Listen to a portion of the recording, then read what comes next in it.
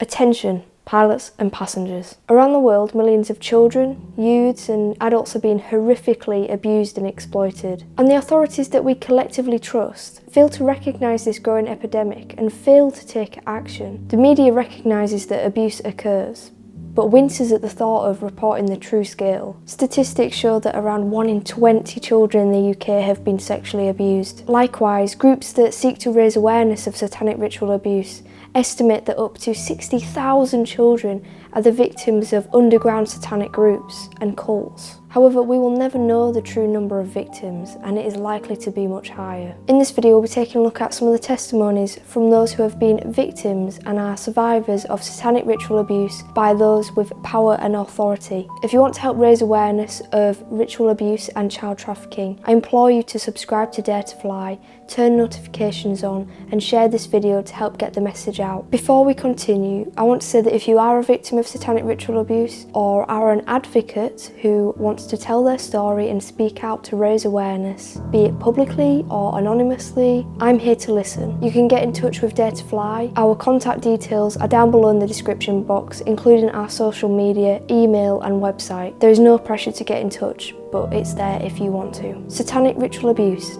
is an extreme form of abuse of children and non-consenting adults. It is defined as methodical, systematic, sexual, physical, emotional and spiritual abuse, which often includes mind control, torture and other highly immoral and illegal activities such as murder and child pornography. Satanic ritual abuse is committed for the purposes of religious worship or alleged religious worship. I must stress that satanic ritual abuse is in a category of its own. It shouldn't be portrayed as child abuse or paedophilia. It should be treated as exactly what it is: satanic ritual abuse.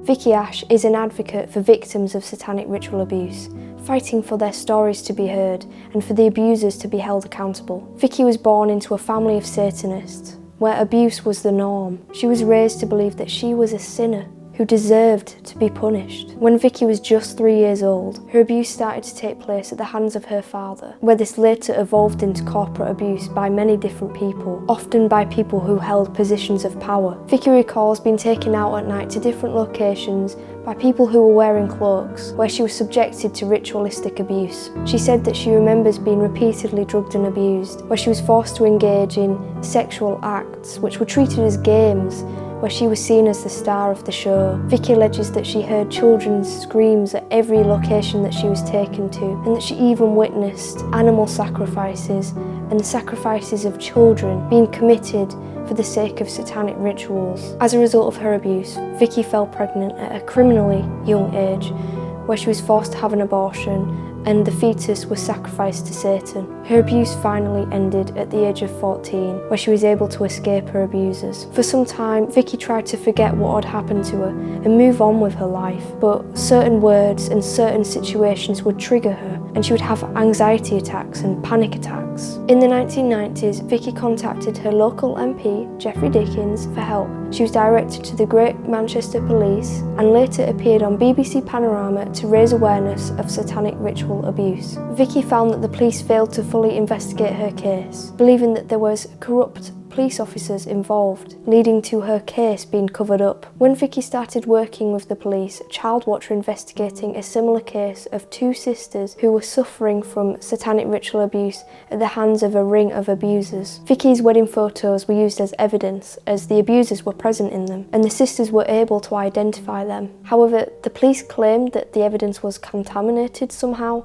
and closed the case, and Vicki has never been able to get her wedding photos back. Since first fighting to get her case investigated, it has been reopened by the police multiple times, being closed each time. The police are currently investigating her case, and she's hopeful that the truth will finally be exposed. Vicki's abuser remains at large and is deemed a threat to children. During the time in which Vicki was being abused, her primary abuser volunteered to help children's charities and homes. Vicki now runs a holistic Christian ministry called Christoria, where she's working to help other survivors of satanic ritual abuse. Now, Vicki hopes that by speaking out about her experiences, she can help other survivors of satanic ritual abuse to come forward and to encourage the public to start taking satanic ritual abuse seriously. Vicki believes there's a lot of fear and confusion surrounding the topic of satanic ritual abuse, and that's why the public don't want to talk about it. This silence only protects the abusers, and the abuse continues to be covered up by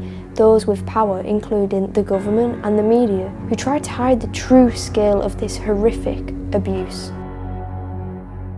When Theresa was a baby, her mother could not cope with looking after her following a divorce from Theresa's father. Theresa's father looked after her and her siblings for some time. However, eventually she was put into the care of her grandma permanently once Theresa's father moved out. At the age of just 2, Theresa's abuse began. Theresa's grandma, also known as Nan, was part of a satanic cult. Theresa was forced to take part in rituals and ceremonies where she faced regular physical and sexual abuse. At home, Nan forced Theresa to have sex with animals, including goats and donkeys, whereas at the rituals, Theresa faced sexual abuse by up to 10 to 30 members. When the ritual abuse was taking place, Nan would be seen smiling and laughing at Theresa's suffering, while she herself would be having sex with other men who were present at the ceremonies. As a result of the abuse, Theresa was impregnated potentially up to 7 times, and many of the babies were aborted by Nan or doctors and nurses who were part of the cult. Theresa described how she was forced to abort a baby, and she described how it was still moving once it was removed. The poor baby was then murdered in front of her. She was forced to watch as other members of the cult ate it, and she herself was forced to eat her own baby. At one point she had a miscarriage at school, and she later created a coffin out of a pencil case and hid the poor fetus inside of it so that Nan and the other members of the cult would not get their hands on it and sacrifice it to Satan. When Theresa was just 11, she gave birth to a baby girl called Alex. Alex was allowed to live, and Theresa looked after her. However, when Theresa escaped the satanic cult and was able to move back in with her mother, Alex was left behind. Theresa said that the very worst abuse that she suffered took place in a house in the countryside. She described that the house was very ornate, very expensive, and it was clear that the people who owned this house were very rich. However, when Theresa was taken to this house, she was either knocked unconscious or drugged, so she has never been able to show the police the location of this house. At one point during her time at the house, a homeless man was brought in, and he appeared to be drunk. This man appeared to be happy. He was laughing, but then was brutally murdered by the cult during a ritual. The man was cut from his throat to his stomach, and Theresa recalls hearing the man screaming in pain until he died. This was not the first human sacrifice that Theresa witnessed, as she was forced to watch many, but she recalled that this one was the worst. At the house, Theresa alleged that she watched many young children and babies being murdered by the cult, as they did not have a preference over age. Human sacrifices were performed to please Satan, as Satan views these as pure sacrifices and is believed by Satanists to be preferred over animal sacrifice. Theresa was taught that Satan was her friend and that he would be there for her whenever she needed him. The poor souls that were brutally murdered by the cult and sacrificed to Satan were destroyed in tubs of acid, their bodies turned into a sludge which was thrown away and discarded, potentially covering up hundreds of murders. Eventually, Theresa told her mother what was happening to her and the abuse that she was facing as she visited her during the holidays. This led her to living with her mother permanently. Her mother believed her story and has stated that this abuse is likely taking place on a massive scale, something which the public are completely unaware of. At the time that Theresa was speaking out, she was 15 years old. Once the police became involved, they believed her story and charged 5 men with rape, along with Nan, who was charged with 7 counts of aiding and abetting rape and 3 counts of performing abortions. I've tried to find out what's happened to Theresa, whether her case was successful or not, but I can't find anything at all, and it's kind of like she doesn't exist. There's nothing about her on the internet other than when she was 15, and it's pretty weird. It's kind of like it's been covered up and it's just so impossible to find anything. Theresa's psychiatrist said, "In my opinion, Theresa's account is not the product of a psychotic illness nor the figment of a fertile imagination. I believe her to be telling the truth." Medical reports supported Theresa's testimony as they showed that she had suffered sustained sexual abuse. Therapist and pioneer Ray Wyatt listened to Theresa's testimony and said that it is exactly the same as testimonies from men who said they have carried out ritualistic abuse. Ray said that he has heard many similar stories of satanic ritual abuse from children. I believe Theresa's story It's exactly the same story as I've heard from men who says they've done it. You've dealt with other cases like hers? Yes. 21 cases like hers, he says, in the past 2 years alone. Including a common pattern of being put in a box or coffin with insects and being left there, and the regular inclusion of urine and excrement in rituals and ceremonies. Theresa reported being placed in a coffin with spiders and snakes, where the lid was closed and she was left there in the dark alone for an extended period of time. For those who struggle to believe the extreme testimonies of survivors of satanic ritual abuse, how do these children know about these things taking place? Why would any child want to think about these things, think about this abuse, or even remember suffering this abuse? How can we ignore clear evidence of sexual abuse which has been verified by medical reports?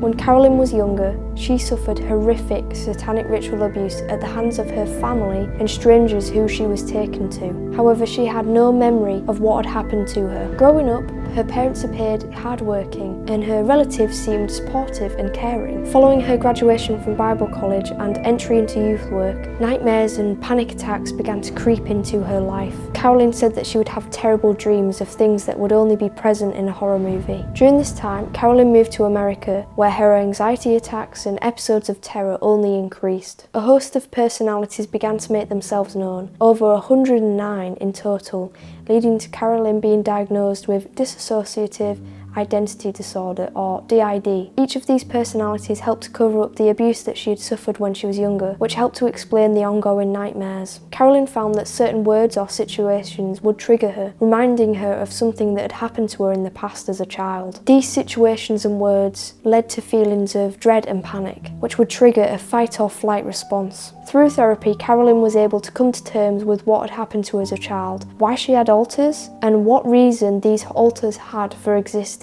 For example, one of Carolyn's alters, called Juju, would come forward and remember the abuse that she had suffered as a child. Juju believed that the abuse was still happening and required convincing that the abuse was no longer taking place. Carolyn said that when she was younger and was falling asleep, she would hear her dad's car pull up to the side of the house. The door would open, close, her dad would step out, walk into the house and walk upstairs. When Carolyn heard the sound of the car pulling up to the house, she knew that this was her cue to go away and for Juju to come forward and take over. Carolyn said that it is necessary for alters to exist in order to protect the child who is suffering from abuse. This is so that the child has no conscious memory or understanding of what happened to them. Although having DID, or having alters, leads to a fragmentation of personalities. Carolyn suggests that the alter Juju was created to rationalise and explain the abuse that she was suffering, making it seem like her parents would not want to abuse Carolyn, but they might want to abuse Juju. It's like a form of reasoning, taking them away from the situation. Carolyn said that each of her alters had different likes, dislikes, even had different handwriting, and different strengths and weaknesses. Carolyn recalls one time that when she visited the opticians that she had an eye test done. She discovered that she had 20/20 vision, even though she wears glasses and doesn't have the best eyesight. It turned out that one of her alters had perfect vision, whilst Carolyn herself did not. Through therapy, Carolyn was able to become fully integrated. Her alters were given the opportunity to speak out and tell their secrets, revealing what had happened to them in the past. Eventually, Carolyn's alters left, and she describes this as being quite a sad experience, as people with DID develop bonds and close relationships with their alters and other personalities. Nowadays, Carolyn has her own ministry where she works with other survivors of satanic ritual abuse, many of whom have dissociative identity disorder. Over the years, Carolyn has discovered that dissociative identity disorder is often caused by different forms of abuse, and this is often caused by satanic ritual abuse, which many victims that Carolyn has worked with have suffered from. Carolyn said that roughly 90% of the people who she works with who have dissociative identity disorder are also victims of satanic ritual abuse. Carolyn believes that satanic ritual abuse is widespread and happening on a massive scale, and the cases that she deals with are just the tip of the iceberg. To those who don't believe Carolyn's testimony and the testimonies of other satanic ritual abuse survivors, why would they want to remember such horrors and nightmares? As a society, we have to ask ourselves why so many men, women and children are coming forward to tell testimonies of systematic and highly organised abuse, often allegedly committed by those we trust in positions of power. This is not just one single allegation of abuse. These are hundreds and likely thousands of cases that are cropping up around the globe each year, and they all have the same kinds of allegations. If we ignore these testimonies, which often have similar patterns, themes and perpetrators, then we are not only failing our children, but we are failing those people in society who live in fear of such abuse and are threatened into silence. These victims are ridiculed by the very structures that we trust: the police, the local councils, the media and the wider government. But why? There would be public outrage if it was reported that thousands of children throughout the country and around the world were being abused by satanic cults of the very people we often respect. But maybe there's a reason why it's not covered by the news and is instead simply swept away under the rug. I can no longer sit and watch as these victims are failed by the very government that swears to protect us. We need to stand up and fight for those people who are still finding their footing and putting the pieces together. We need to stand up for these people who are recovering from an experience that no human being should ever endure. We need to fight for victims who are stuck in a cycle of abuse. If we all make some noise, it will become harder to ignore. And I hope that one day, the very government that swears to protect us will finally have the guts to hold those who are responsible for abuse accountable and end it all once and for all. To those survivors who are speaking out or are thinking about speaking out, thank you. And to those victims who are suffering from this abuse and are stuck in this cycle of horrific nightmares and terrible experiences, I'm thinking of you and hope that one day you can escape your situation and be in a better place of recovery. If you want to help raise awareness of satanic ritual abuse, then subscribe to Dare to Fly today and get ready to take flight. We are stronger in numbers. Please also send your healing thoughts and your support to those who I have mentioned in this video. They need you and we need to help them. In the next video, we will be looking at some more testimonies of some of the strongest people I have ever come across, and I look forward to seeing you there. And as always, fly high, fear less.